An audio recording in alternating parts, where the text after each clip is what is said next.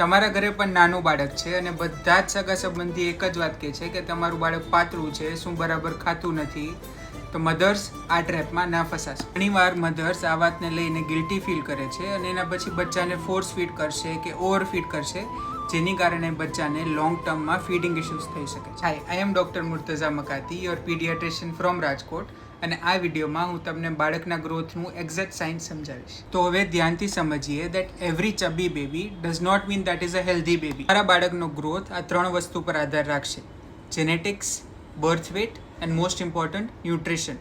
આશરે જ્યારે બાળક 6 મહિનાનું થશે ત્યારે બર્થ વેટ કરતાં ડબલ અને 1 વર્ષનું થશે ત્યારે બર્થ વેટ કરતાં 3 ગણું વજન હોવું જોઈએ. એક મધર તરીકે તમે શું કરી શકો? નંબર 1, તમારા બાળકને સગાના કે આજુબાજુના બાળકો જોડે કમ્પેર ના કરો. નંબર 2, તમારા બાળકનો ગ્રોથ IAP એટલે કે ઇન્ડિયન એકેડેમી ઓફ પીડિયાટ્રિક્સના ગ્રોથ ચાર્ટ ઉપર ટ્રેક કરો.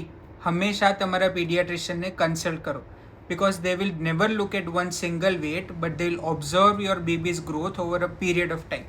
જો તમારું બાળક એના ગ્રોથ કર્વ પ્રમાણે બરાબર ગ્રોથને ફોલો કરતું હોય then it is completely fine. નીચે કમેન્ટમાં તમારા બાળકની એજ લખી આપો અને હું તમને બેબી વેટ ગેઇન ચાર્ટ અને IAP નો ગ્રોથ મોનિટરિંગ ટૂલ બંને શેર કરી આપીશ. પણ હા, કમેન્ટ કરવા પહેલાં ફોલો કરી લેજો.